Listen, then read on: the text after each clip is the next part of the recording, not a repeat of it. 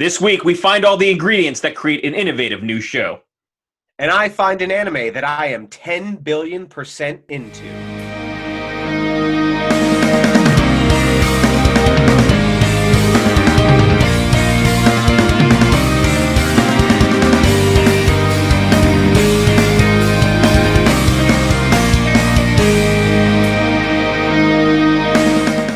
I'm Kyle. And I'm Garrett. And we watch anime. Garrett, this week we tackle back into the modern era of anime, a time when the utilization of common tropes is tired, and common protagonists and antagonists are boring. That's why this week I decided to include a truly refreshing property with everything you need to make a fun adventure, as well as actual gunpowder. That's right, this week we take on the Stone Age, scientific, survival adventure comedy Dr. Stone. But before we begin, Garrett, what are new fans going to be expecting from this show? A whole lot of chemistry and hipster hair. That's true. This man has Yu-Gi-Oh hair, but with like mad scientist face. It's a right. combination. Because no matter what calamity has befallen the Earth, you still find time to frost your tips. Right. And it's funny because like you would think that like when you're being petrified, the hair would get messed up at all, but it doesn't. It petrifies the same as your arm would. It was pretty funny to watch. Right. But yeah, so we watch, once again, the name of the show this week is Dr. Stone. Not the name of a character. In fact, I think at some point it shows that Dr. Stone is soap. I guess at some point. But the manga came out in 2017. The anime came out last year in 2019. This is what we were discussing this before. This is a Crunchyroll exclusive. In fact, they put it in the beginning of the title just so people know that, like, this is Crunchyroll's D, like Step Off a Girl.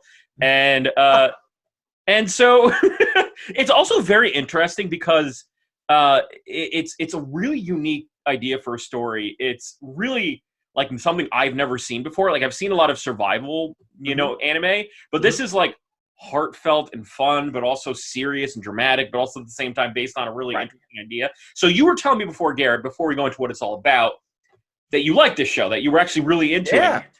This is one of the few ones you like pre-told me that you liked while you were watching it. So absolutely.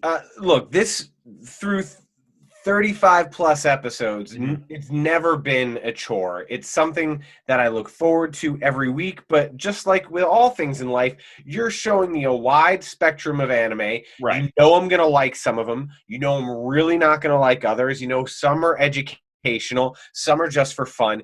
This one was just fun and entertaining. Like I had a little bit more time this week than I normally do, and so I sat down earlier than the day of the podcast, and I watched 3 episodes, and it was a dangerous game because it was late at night, which is usually when I put it on, and 8 minutes in I fall asleep. And Garrett is this is inside baseball for those listening out there. Garrett is a notorious like sleeper through like exciting things like video games, movies, like infamous for it. And my wife refers to the couch as my mistress.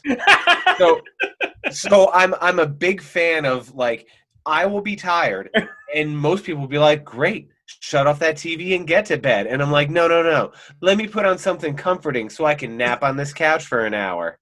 It's like someone's like running a marathon and they're losing gas by like mile 13 and they're like, hey man, you can bow at any time, the truck will pick you up, and you're like, no, I can do this, but then like 5 minutes later you're asleep on the side of the road. Right. I got this, man. I got this. So it was a danger game, but it was a game well played because I thoroughly enjoyed it. I plowed through 3 episodes and I thought like, I'm going to watch the rest of my episodes tonight, but I had to get up early. So I'm like, no, I actually turned it off. Super enjoyable, man. It was educational to some extent, although to what level we should be teaching kids how to make gunpowder. Actual gunpowder, yes. They gave the exact like anarchist cookbook ingredients for gunpowder to small children. But the disclaimer came in a robot version of the main character. So apparently in Japan that makes it okay. So if you see some kids like smoking doobies, there should be like a robot you going like, or Ronald McDonald cool. comes out. Yeah. And he's like, hey kids, eat a hamburger, don't smoke joints. But so the show was it was super fun, and well, I mean, step one, and I know those regular listeners are going to be like, Garrett, you've got some hangups, you need to get over them. But step one, we're not in school. We're not in We school. are not in school. And in It's, fact, school is no longer not, even a concept in this school. we are not even in civilization. Yes. But another thing that's crazy about the show, so I'll back us up a little bit just for all the weebs out there to kind of get the taste of what this is all about, is like, this is in the books of like people's attempts of Weekly Shounen Jump to make replacements for the big three again. Like I brought up Demon Slayer is one of those shows. Food Wars was supposed to be one of those shows. Toriko, to an extent, was going to be one of those shows.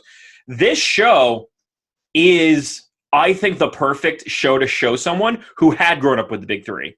It's like, we're not going to do any of the tropes that we've shown you over the course of your however long your fandom was, and give you a completely unique experience, but also still have it be shonen. So you're still going through that, like, you know, there's no like huge stakes. It's an adventure. Friends are important. The same shonen tropes you get, but at the same time, it's not through the same lather, rinse, repeat of what you get with like a One Piece or something like that. Right. But and yeah.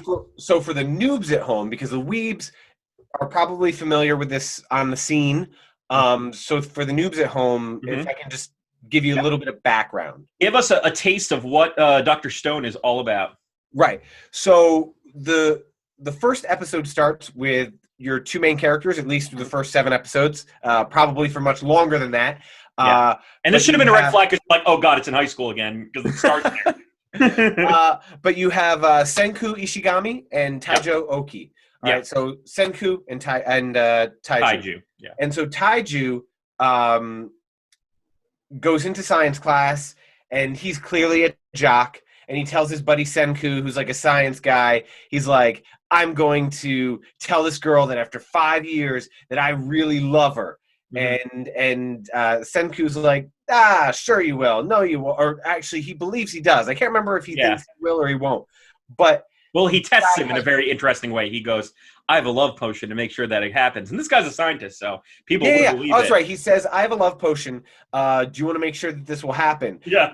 Taiju is such an upstanding guy. Yeah. He pours it in the garbage, and he says, no, this has to be legit. None of your tricks. This girl really has to love me. Yeah. He runs out the door, and the other science kids are like, whoa, Senku. That was that Sunny potion? And he's like, ha ha ha, it was actually gasoline.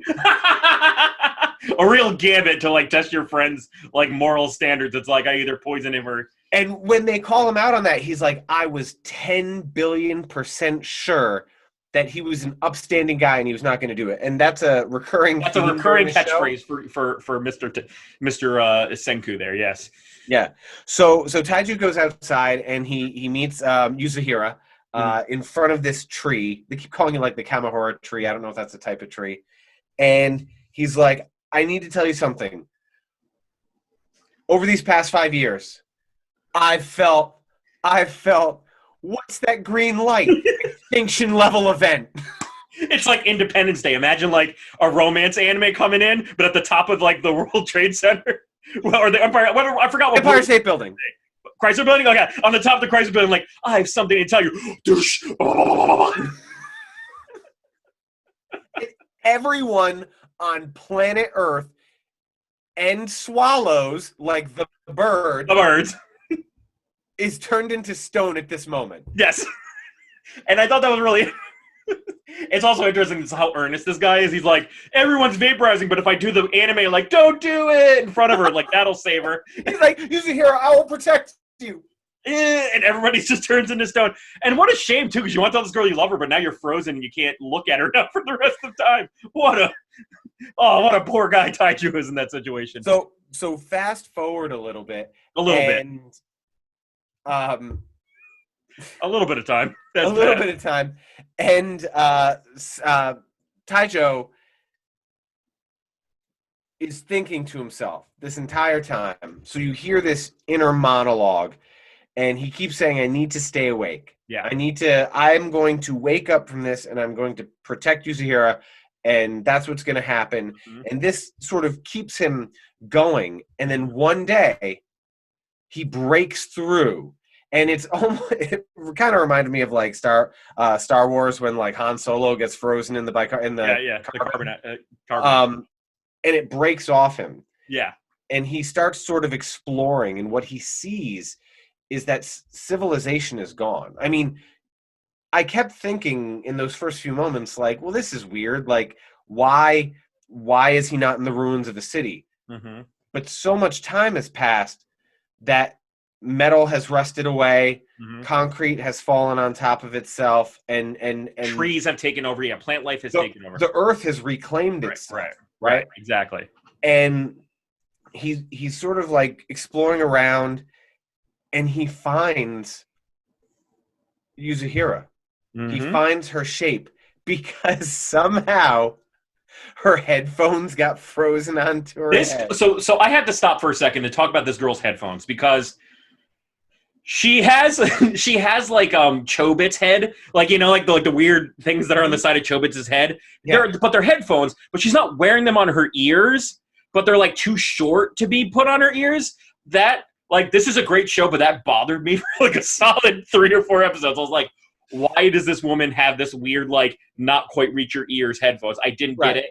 But yeah, but you can tell she's there. And she's also, like, eaten by the tree, essentially. She's like, right. Yeah. And so, again, he sees her and he's like, I have no idea how I got up, but I am dedicated to bringing her back. And then he sees a carving in the tree next to her. And it says, follow downstream, you big oaf. which was Senku's nickname for his buddy. Yeah. And he goes downstream, and guess who else has awoken from this slumber? Mm-hmm. But his scientist friend, Senku, who informs him that the entire time they were in this sort of carbon shell, he'd never stopped counting. And that's how he knows they are 3,718 years in the future. Which is crazy, right? When you think about how long it would be. That's like, a trying to like hold a sneeze for that long. Like because I know like the whole point is like you got to like your willpower has to stay, but like he did it by counting. And the one thing interesting about Senku, and Senku's a great character for several reasons. One is he's very original. Like you never like usually the smart character is the Megane character, and the Megane character is usually like a side piece that's there for the glasses and the exposition. But he's the star of this show, and he is. But and not only is he smart, he is almost like impossibly smart, like for a teenager. Because you gotta remember, this guy is I'm gonna guess 15, 16 years old, right? And he's able to like make rockets and develop chemics, perfect chemical compositions for liquids, and like can literally on the fly remember the most finite detail. So like you have to like suspend your disbelief that this guy is like. Well, we get a little bit of in episode 6, you get a little bit of a throwback, and you understand why he is the way he is, and I accept that. I accept that he's that smart. Right. But they introduce a couple of other characters who have a random amount of scientific knowledge that we're just supposed to believe that they have, and I'm like, I don't want to go forward, but that was really funny to me. He's like, guys, we'll be okay. Just he can't know that we're going to Hakone and we're looking to make gunpowder. And the guy like looks at footprints for 3 seconds and like broken clay pots, and he's like, oh, he's going to Hakone to make gunpowder.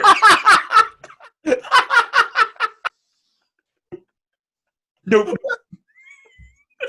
And again, I don't want to get ahead of myself, but when they were talking about the use of the seashells, I kept thinking about Demolition Man. Yeah. When Sylvester Stallone's like, "What's with the 3 seashells?" And Rob Schneider's like, "He doesn't know how to use the seashells, guys." Anyway, rewind it back. Rewind. So it kind of gives you this. It's kind of like almost like Demon Slayer in that regard, in that like you see their life because like. He's going to Hakone. Gunpowder, yes. It was so weird. I was like, nope, not this guy. I'm not going to believe that for 3 seconds.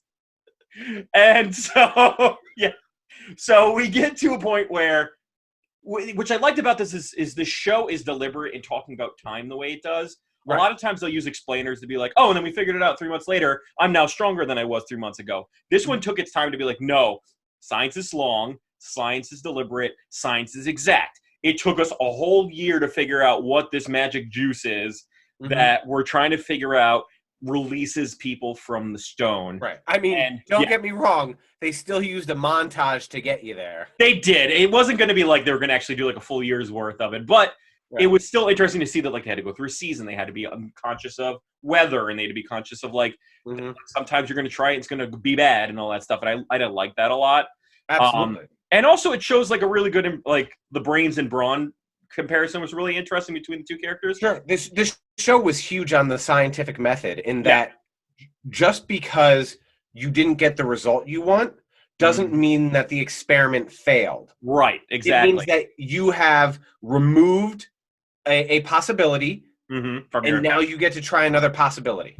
And even when you do feel like you figured it out, that just means that you have another thing that you can test again and make sure that you got it right the first time. It's nice, and I think that's a really good message to give with this story in that regard. And I like that a lot. Yeah. But also at the same time, what's great about the show is it doesn't. So most of the time people go into anime and they put way too many characters up front, or they introduce characters really quickly. But because of the nature of the show, the fact that it's an apocalyptic event and these are basically the last two people on Earth, you get to take your time and figure out who these people are over time, and you don't get bogged down by like external information. Like you're not looking at a tsundere, watching over them and going like you don't know how to make any of that miracle juice, baka. Like you don't get any of that off the side. Right. You get like a legit buddy information with these two people. And so that was good to me too, is you got to really just appreciate the story, not because you were looking at 800 different people or a harem of women. You're looking at two people trying to figure this thing out. And I thought it was really interesting. So absolutely. Yeah, so we find that the magic solution is essentially bat poo, nitric acid. Right. Well, so their first experiment and the first thing that sort of piques Senku's interest, at least when Taiju comes along, is if they broke out of the shell, that means other people can be broken out of the shell. So how can you figure that out? And the initial, as you said, the initial hint to that was nitric acid, which from bat guano. From guano juice. Yes. Which now every time I think about guano, I think about Ace Ventura 2. Absolutely. Guano. Guano. And Chicago! That's still a great movie. I'm sorry. I got a sidetrack.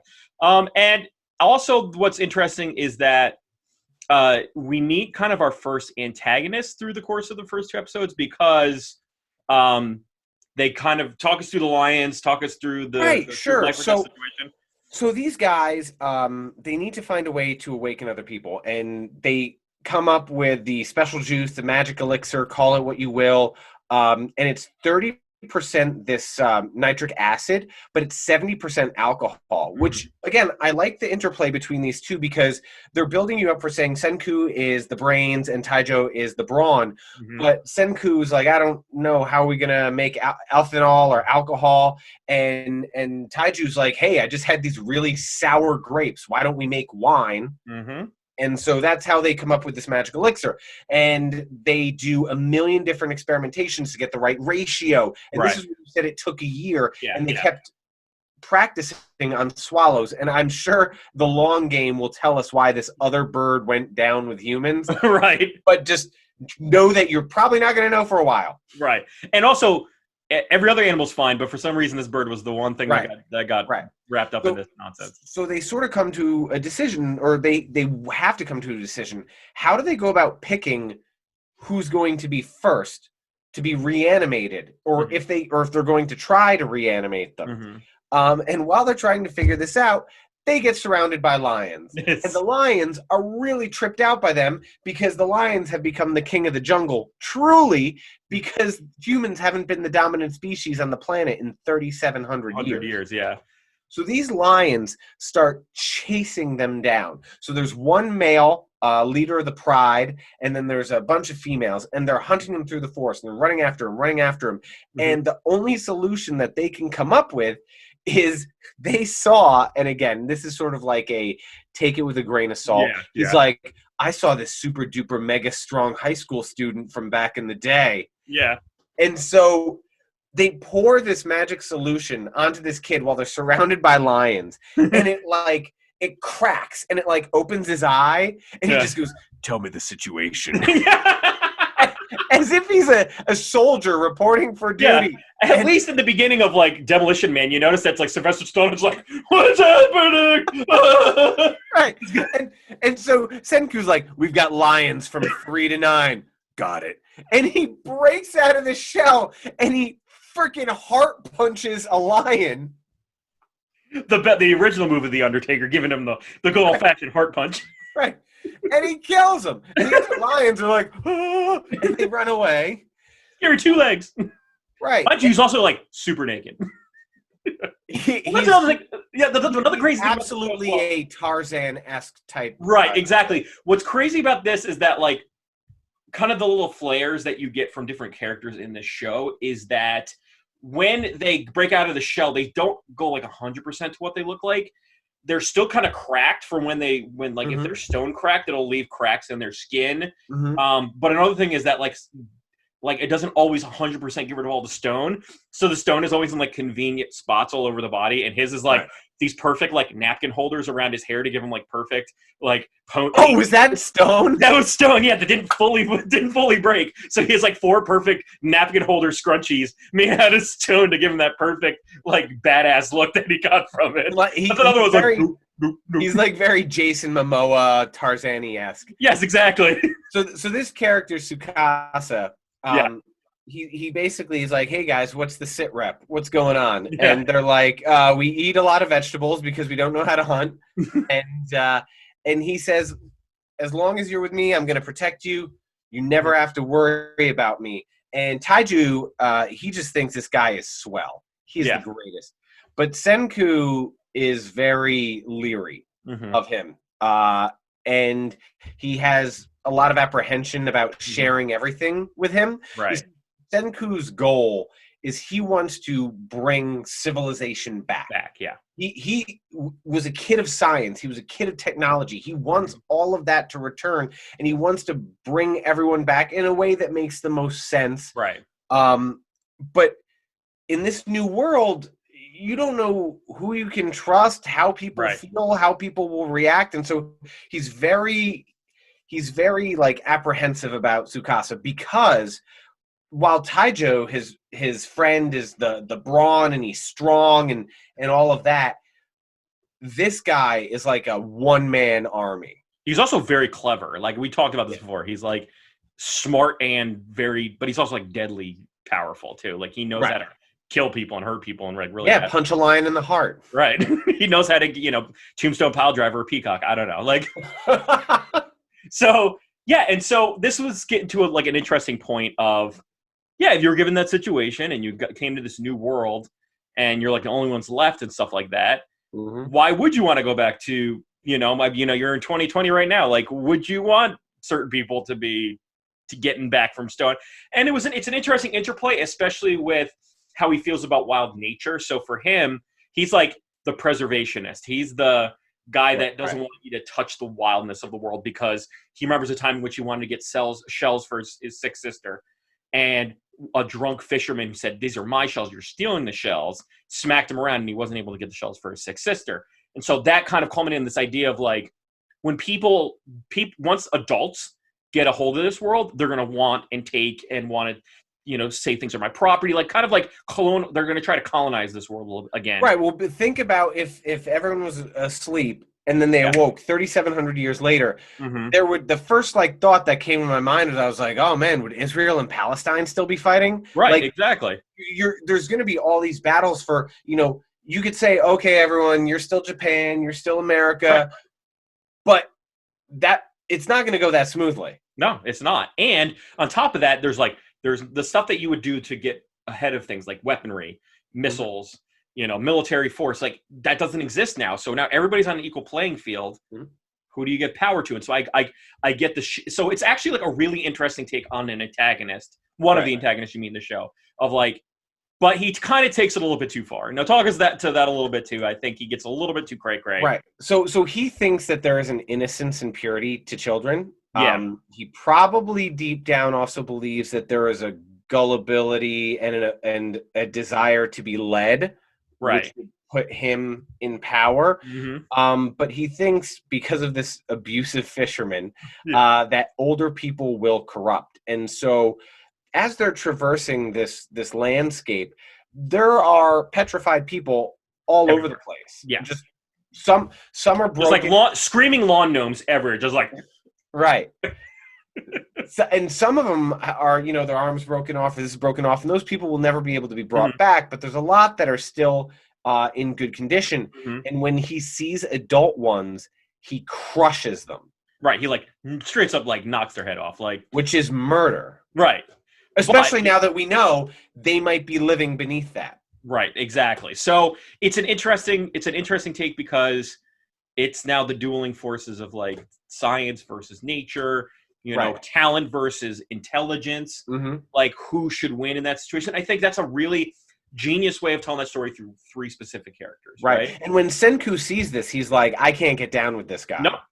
And he tries to hide information. Luckily for him, he hides information from him to the aforementioned gunpowder thing because we learn that he can make nitric acid from seashells.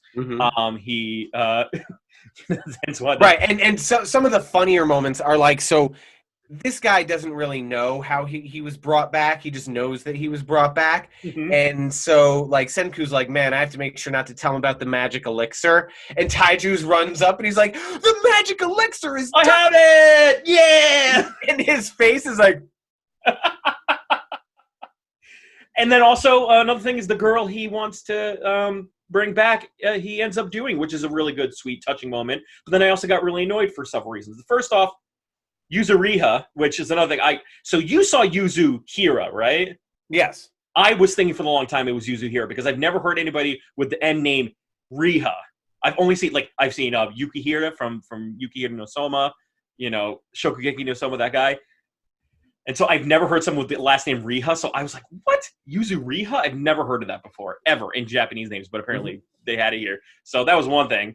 The second thing is he brings her back, and she is kind of the same as Shishio, but kind of differently. She's like, I don't know what's happening, but I'll do it anyway. Yeah, I'll play along. I'll play along. Forget all the mental scarring and the thinking about how civilization is gone. Let's go on a mission. Family, friends, forget them. We'll just kind of do whatever you tell me I'm doing it, and I'm okay. But it got really annoying because this man set up 2 episodes to say, I really want to get free so that I can tell her how I really feel. And he gets to a place, and this is a little bit jumping ahead, but he really badly wants to tell her in that moment at the hot springs of Hakone where gunpowder is happening. And he's like, no, we got to save humanity first before I tell you this thing. I'm like, dude, you just spent 3,700 years in stone wishing you could tell this woman how you feel, and now you have a bugaboos about it? He's trying too hard to be the good guy. I wouldn't believe in myself as a man if I told you right now. We need to put on a fedora, homie. Put on a fedora, call her milady, try to white knight her. We need to make sure this near impossible task is attained, and then maybe I'll tell you my crappy little feelings. And probably move the goalpost after that too. It's like, well, we saved humanity, but I'm not in a leadership position. So until I become senator, representative max, right? Then I'll tell you my feelings. It's like, come on, dude. Piss her get off the pot. So put on your fedora. Don't try to white knight her. Don't, just don't tell her why. Don't wonder why nice guys finish last. Just freaking tell her. Right. So rewinding it back a little bit. We know that Senku is leery around Tsukasa, and it doesn't help that he's legit just killing people right and left in statues. Right. And so this comes to not to a head, but there's this moment where they're outside the shack at night, and Tsukasa is complimenting Senku on his smarts, and he's not buying it, and he says, anyone who's ever complimenting you this much wants something, so what do you want? Yeah. And Tsukasa's like, no, man, what? No way. Just saying you're smart. You got the smarts. And so Senku really starts to believe that they're going to need a way to protect themselves from this guy. So when he's not looking, he designs a crossbow. And so they reach this pivotal moment where Tsukasa has now found out about the magical elixir, and he's demanding to know how to make it, or not how to make it, or where to find it. And knows the game is up, so he grabs Yuzuriha for a hostage situation. Right. And Senku pulls the crossbow and shoots it, and it's traveling I don't know. He said, I think he might have said 2,000 feet per second, which is not true because that's not how fast crossbows go, but whatever. Right. And he snatched it out of the air. So it immediately dawns on Senku that the only way that they're going to be able to protect themselves from Tsukasa is weapons of science. Weapons of science, yeah. Which means he's going to make himself a gun. Yeah, or at least gunpowder. Like, if you're gonna make anything, right? Which was totally like Sid Meier's Civilization, where like the first society to we're gonna definitely talk about that for a second. But that got into the funny moment of like legit, we're gonna break pots, make them think we're going in one direction. We're gonna have footprints going in another direction. You know, everything's good, and it legit took the guy 3 seconds to figure out what they were doing. Right. They come up with this elaborate plan, like you said, where they pretend like they've disappeared, and he just, in a moment, sniffed it out. Because Senku gives this elaborate description of where they're going and what they're doing, and they're going to make gunpowder. And man, if Tsukasa figures it out, he's going to chase him down. And he looks at the ground and goes, "They're going to make gunpowder." He learns in like 3 seconds, and I'm like, well, wow. What it really went back to, and again, so look, I get it. You're positioning Senku as a scientist, and he knows so much science. A lot. Fine. Yeah. But Tsukasa starts following them, and it's not like he's like tracking him through the jungle. Right. He's running at full speed. West. Just west. As he's running at full speed, he's working out the science in his head, and he's thinking back to when Senku was like, "There are 4 uses for seashells," and he corrected himself later and said 3. And he's like, the 4th use, it must be for gunpowder. For the nitric acid, the calcium carbonate, you need sulfur, and you need another elixir as well. Right. Gunpowder. But the fact that he like works this out while he's running full speed in this guy is T1000 and able to do chemistry in his head. That's how badass Shishio is with his lovely locks and stuff like that. And to Hakone, which it just the reason why like this is where hot springs are. That's why they just specifically went there, but. This is an interesting show because it legit has specific scientific reasons, but I also agree with you because one thing that I thought about when I saw this show was that it's a lot like the show Doodle God. You thought Sid Meier's Civilization, but I thought of the show. Have you ever played the game Doodle God before? No. So Doodle God is this like crappy phone app that does something really, really good, which is you start with like fire, water, air, and earth, and then you just combine elements to make, so you put fire and water makes ash, and then you use the ash to make something else. And you just kind of, it's just clicking things to make things happen. And I was like, this is essentially Doodle God, because every time something happens, it's like, we got potassium nitrate. Like, acquired, you got it, yeah. Like, that's what it did. It's the same thing with Civilization, like, you've acquired battleships, that kind of stuff. So, and I was, another thing is that I think for the most part, the science is pretty good. Like, I'm pretty good at science. I'm okay at chemistry. I'm more of like a biology guy, but I think the science is not that bad. In fact, like, what do you think about the idea of legit telling kids the ingredients on making gunpowder? It was dicey at best, but it's fine. Yeah, it's fine. They use that mech Senku to like, hey kids, don't try this at home. And he also prefaces it by saying, like, many high school kids have blown themselves out doing this, so we're going to try it. So. I did think it was very interesting that a show like this, when he talks about weapons of science, they straight up show him with like a Glock in his hand. And I've nothing against firearms. I really don't. But I just know that, we live in a different world and we're very sensitive about not sensitive in a bad way, but we're very cognizant of images and around certain age groups now. And so to have a high schooler hold that, it just seemed like an animation that didn't need to be there for them to get their point across. And I was surprised that they used it. Right. And they do eventually make a gun. It's just not a Glock. It's like a caveman version of a gun, which is interesting. Got it. And I agree with you. And there's another thing that got, I don't know if you caught it, the backhanded American joke that they made. Like, he's like, Yes. I'm going to kill you if you don't get rid of science and stuff like that. He's like, how American of you to have this very quick death penalty set up for me, or this great execution. How American of you. I was like, oh, get off it, Japan. So you said something about science, and I think it's important for us to kind of interrogate a little bit about the science because it is a big part of the show. Mm-hmm. So I've come up with another game. It's not really much a game, but I just want to hear your thoughts on it. And what I'm going to do is I'm going to give you up some processes that happen with this show. This is not to speak to your expertise. It's just speaking to, if you saw this in a comic book, what would be your first gut instinct on it? Is I'm going to tell you what they do, what the process was, how it got there, and I'll join in too. And you're going to tell me whether it's 10 billion% possible or 10 billion% hogwash. Okay? Yep. So are we ready? And then you I'm can also ready. talk to your logic because I also think I have my own thoughts on this.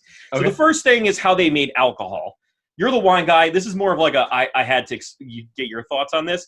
They basically made it seem like all you got to do to make wine, take some grapes, throw them in a barrel, break them up, and mix them until wine's made. Is that how it's done, Garrett? Is that 10 billion% possible or 10 billion% hogwash?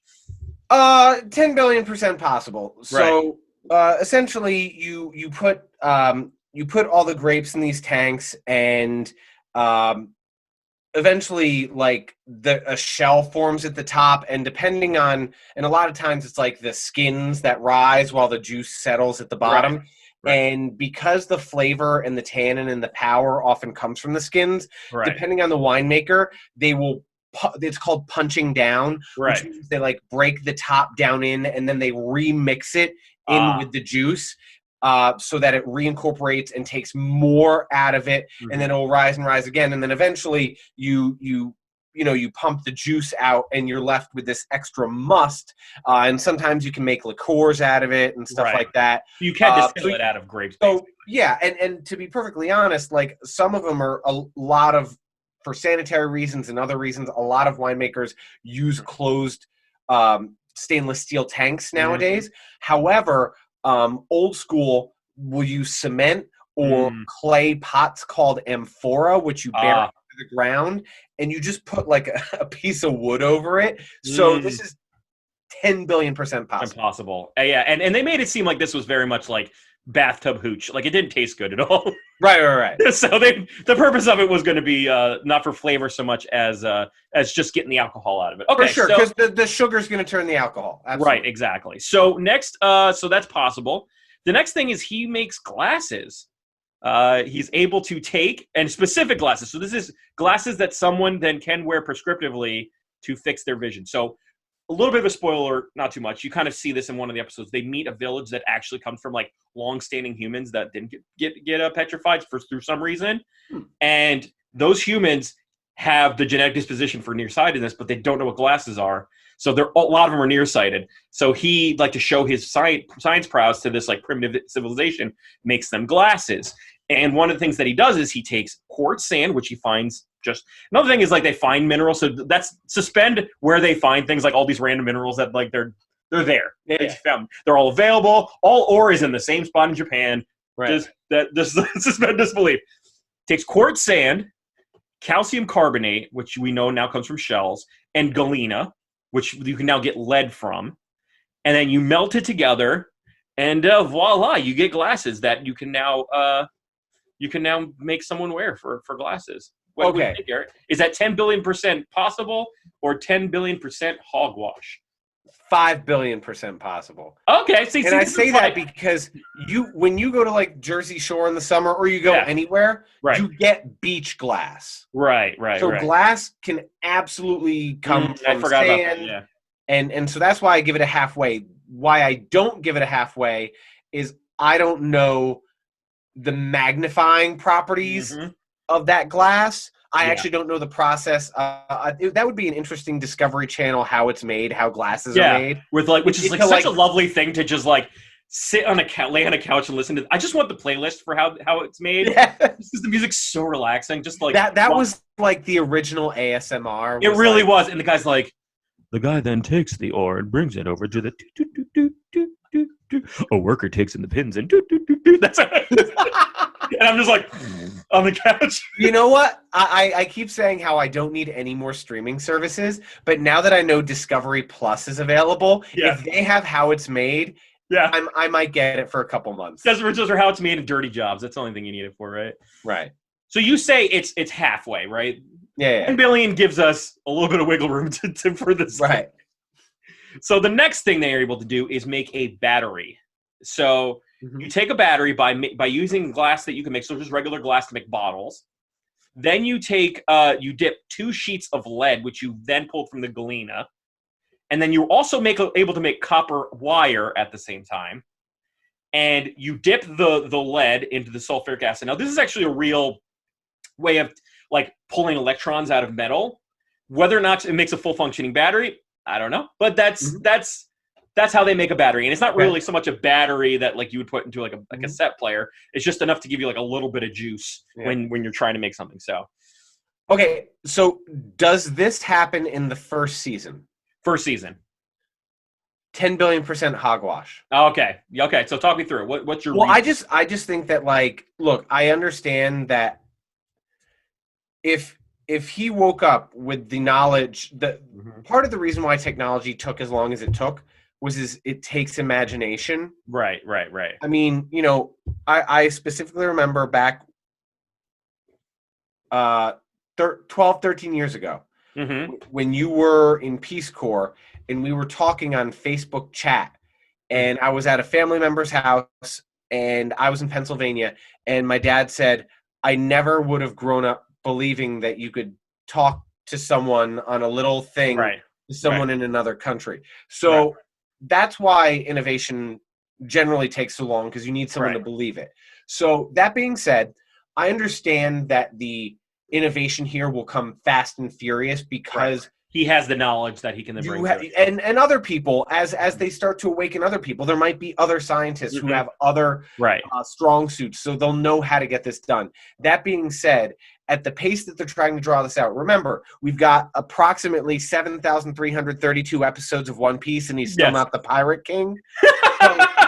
So it's like giving gifts, right? You have to start small because you know that every other gift past that has to exceed it, right? Yeah, you can't Toriko. You can't Toriko where he basically can fist fight a tank, in the first episode. Right. So if they want this one to be really drawn out, and again, in order to get to that battery, batteries are tricky even today. Yeah, because he might be acid inside. That's the first thing. He might be able to build something that can conduct energy immediately, but conduct and store? Yeah. And that's what they say, store. This is specifically to store energy.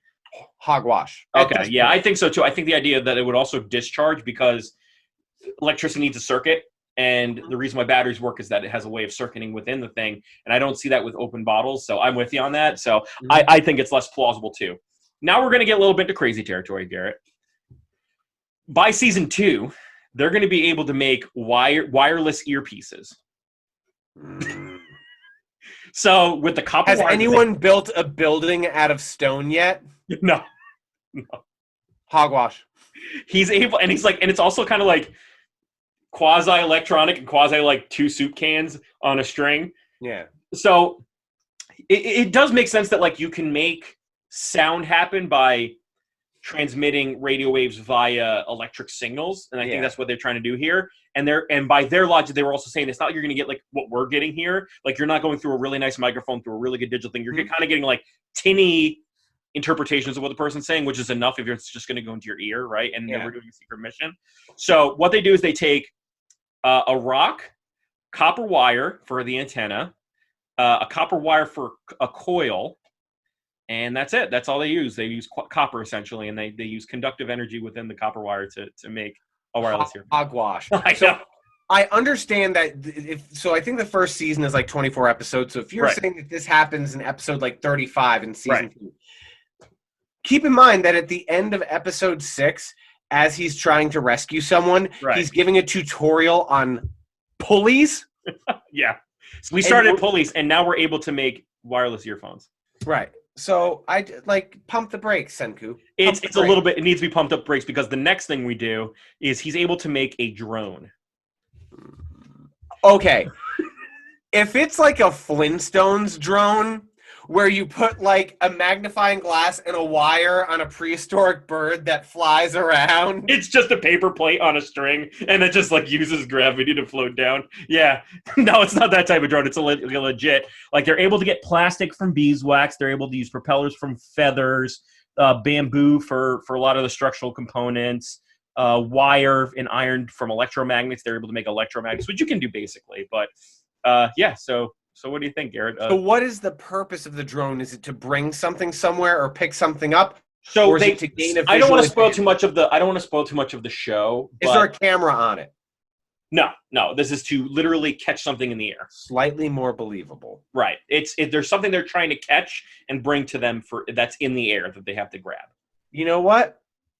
Hogwash, but based only on the information you've given me, more believable than wireless earpieces. Right. I agree. And then the last thing we got is a gun. So I'm gonna see if I can. That's the last thing. I totally think a gun would be. I mean, well, I think I stopped here because I think you have a little bit more of an idea of it. So what I'm gonna do is I think I might add the picture to the chat. So give me a second, and I'm gonna pause. So Garrett, now that I've explained to you the ways that the gun was made, what do you think, man?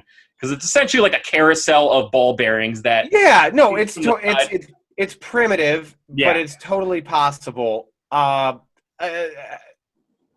Assuming he has some knowledge of how guns were made before, the end times, I don't know why you wouldn't just recreate that. Right. But or just make a cannon. I feel like a cannon would be easier. Well, I don't know what they're trying to use it against. Obviously, a personal side piece is more mobile than dealing around a cannon with you.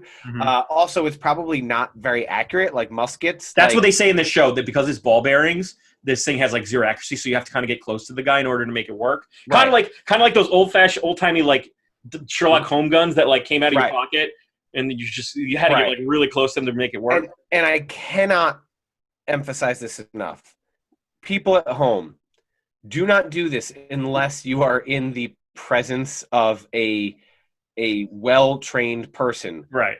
But if you were to ever open the chamber in an unloaded rifle or shotgun, open chamber, unloaded, and you look down the barrel, you would see that it is rifled, meaning that there is a spiral that guides the projectile bullet as it comes out, and this greatly increases accuracy. If you have what's known as a smooth bore barrel, your accuracy is crap. Don't get me wrong, you hit someone from 10 feet with a blunderbuss, and you're going to blow their arm off. Right, exactly. So that's kind of the point that this was making. It's like they were trying to fight a primitive enemy using a gun that's like primitive itself, but it's still like leagues away from a knife or a spear. So, so yeah, I think, just like you said, I think the science makes sense if it's in a Flintstones way, right? Like if it's explained in a Flintstone way, then I accept it more than if they're able to make when they make a car that runs by their feet through the bottom of the floorboards, a brontosaurus bone rib on the side,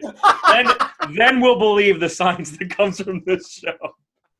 No, I agree. I think they add that touch to make it work for the sake of this show. So, so the science is good, and I did some research, and the scientists are okay with it, and they like the fact that like it talks about hypothesis, that like science is about testing and retesting, and failure is okay, and that like science is about the journey, not so much the destination. Destination's great, but the thing's good. So I liked it, and I think I did too. And there was this really touching moment in episode 6. I'm not going to give away why we're there, but we're seeing the back history of Senku and how he got so into science. And he was this kid who constantly was taking things apart, putting them together and explore. And he's driving in the car with his father, and he's in the back seat. And his dad says, "Hey, I really believe in you, and I believe in your inquisitive nature, and I'm going to do everything I can to help you." And the father sells the family vehicle to this dancing car salesman. Oh yeah, that's another trope you're going to get, is the hand rubbing car salesman, or like the salesman. They love that in Japan. They love doing that guy. And so when Senku comes home as like a little kid, his entire bedroom is decked out with telescopes, microscopes, chemistry kits, everything. And I got to be honest with you, when I don't have any children, if I have children, in that moment it inspired me, because while I had a terrific childhood, I never did this. And how cool would it be? Maybe you'd think it'd be lame at the time, but you'd look back at it fondly if your parents were like, hey, I bought this cool chemistry set. Why don't we do this together this Saturday morning? And just to inspire that sort of ability to question. It was just really neat, you know? But it's not heavy-handed. It's still, like, enjoyable. Right, and I think Neil deGrasse Tyson said it best. He goes, that when parents ask him, how do I get my kid into science? He says, let them do what they do, which is they let them be curious, let them look under the rock, see what those bugs are all about. That's another thing about Neil deGrasse Tyson, is he believes that we should be sending people to the stars, trying to get to Mars, trying to go to the moon again, and you'll never get a certain group of the population to agree with this. But when they say, well, what about the cost? What if, you know, we're not really achieving big things? He will tell you, the Steve Jobs of the world, the Wozniaks of the world, the people who invented but the people who elevated computers in the 80s and just shot us light years ahead, these kids of science grew up adoring astronauts because they thought this was cool, and this inspiration will guide us. Because look, as much as I'm a capitalist and I do believe that capitalism, though it is flawed and needs to be tweaked, I believe in the system. That being said, everyone can't aspire to be money managers. Profit motive. It can't inspire all of civilization. No. No, that's not how it works. And I think that's what's good about this show too, is that like it makes a kid go like, oh, is that really how like certain things are made? Is that really how it's done? And I agree. As a parent, this actually is like an inspiring thing to get kids into STEM, which is like really kind of cool if you can manage to do that for a kid. So one other thing that we wanted to talk about, because I know a lot of people, you know, before we get to like the closing statements we always have, is like another thing to people to know is the animation in the show is super crisp. It is tight, like 2019 level tight. So on a matter of like audio, on a matter of music, the music's actually really good, save for the theme song, because I want to give that a second. But everything else is really, really good, and really good music, really good crispness and stuff like that. So I think just for that alone, it's also and you can tell because all of the men are animated like the Las Vegas Review Thunder from Down Under. They've all got these rippling abs. Senku has like a 12-pack. Like he's not only like scientists do. He not only knows the fifth reason to make seashells is to exfoliate those abs. That's what the fifth reason. So no, it does look really crisp. And Garrett's right though. Everybody's super buff. Women have huge knockers regardless of what age or whatever they are. It's anime still, right? But I do say that the theme song is really, really stupid. I did not like listening to guy going like, Ohio, Sakai, good morning world, morning world, morning world. Okay. That being said, the intro theme song is stupid. Good morning world. Good morning world. But the end is rap. Really good. So Garrett, I hope that you get through Samurai Champloo, because there's this awesome song that's at the end of the final episode of Samurai Champloo called by Mini Chronica called San Francisco, and I freaking love it. And I was hoping that the ending theme song from this show it's very much like that like reggae cool like California reggae that like only Japan can do, you know, like somehow it's still Japanese. I loved it. Like I agree with you. Like, and I'm gonna play it a little bit now just so people get a taste of it. But I do like that stuff. So yeah. So last questions I always ask you. First thing is like, will you keep watching? And give me like 1 or 2 mysteries you're hoping that you'll find out from the show. What are some things you want to get from the show? I absolutely will keep watching it. More so maybe than any other one that I've told you I'm going to keep watching before. It was just really, really good. It's an easy watch too. Like you can literally fly through these. Like I love reading the Crunchyroll comments, and people are like, "Holy crap! Am I at episode 7 already?" That's like, it's a very easy show to get through. Right. Absolutely. In terms of mysteries, of course, you're going to kind of want to see how it unfurls, and how they're going to choose who to reanimate. However, you see at the end of episode 6, and you mentioned here as well with some other civilizations, it would be foolish to think that they were the only ones that had been reanimated or had never been reanimated, had never been animated the entire time. Right. So as you bring in these other communities, I just hope that they build really slowly. If it stays this level quality, I would be willing to watch this for a really long time. But if they start trying to go big and just one up, I'm gonna lose interest. Right. You know? And the big curse of all shonen is overramp, right? What's the speed in which people get stronger?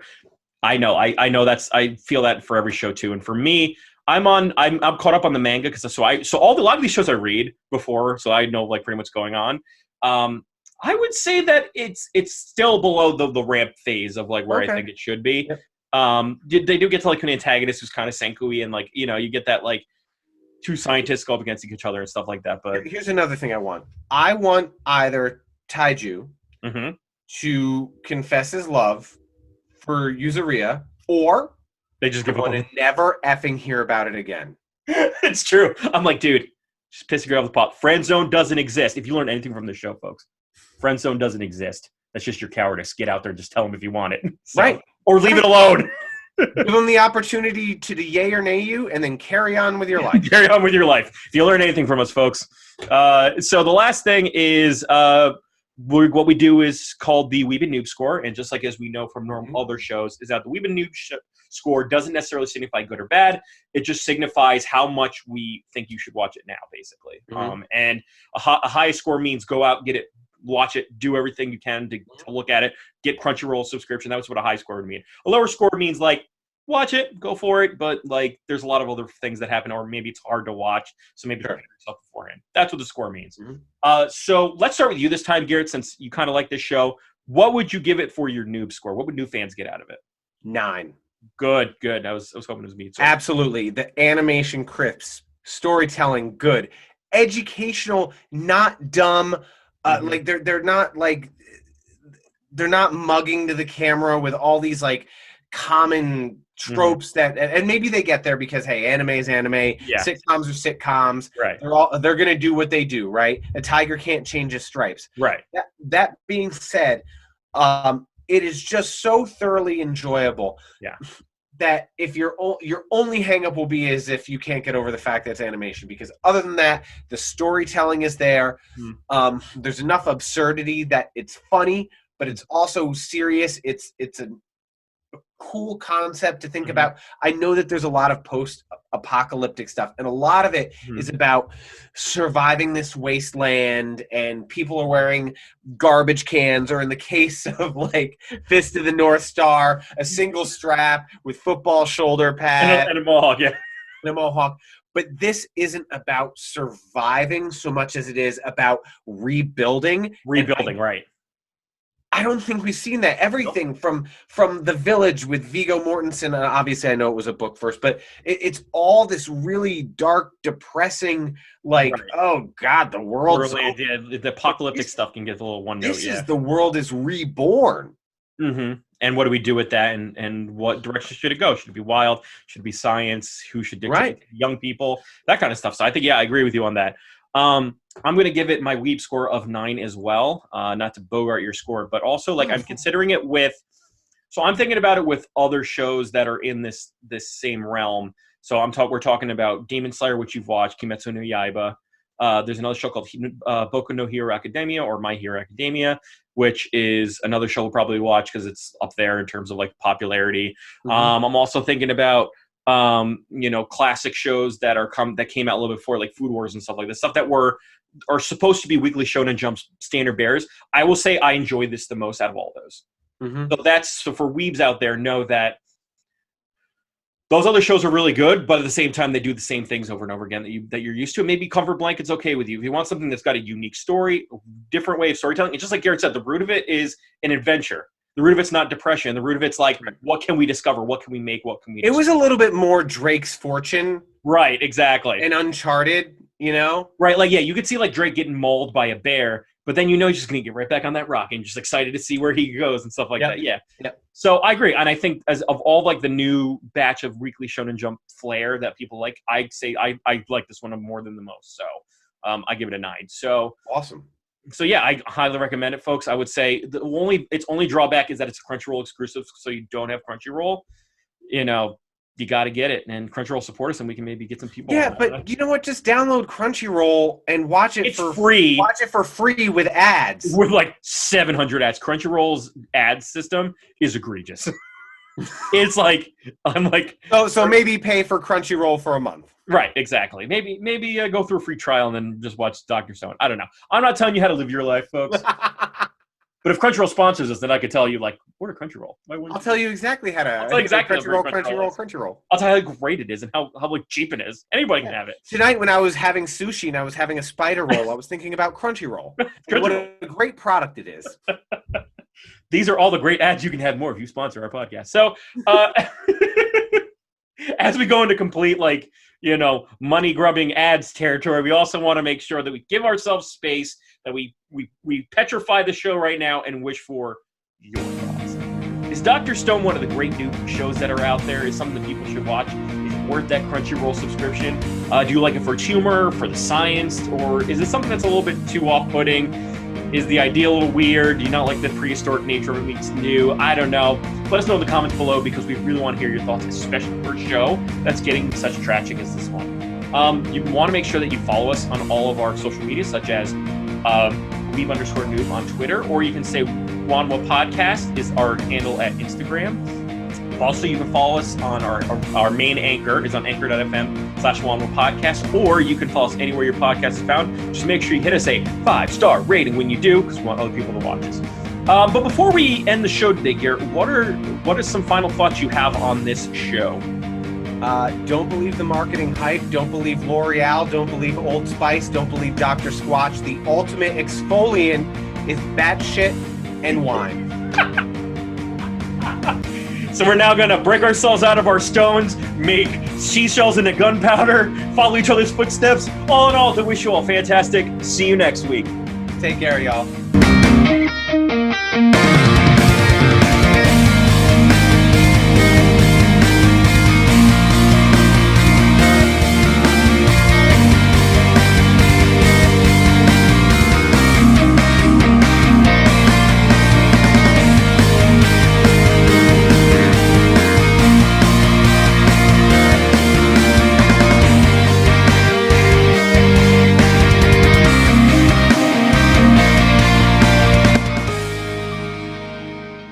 Next up is ammonia.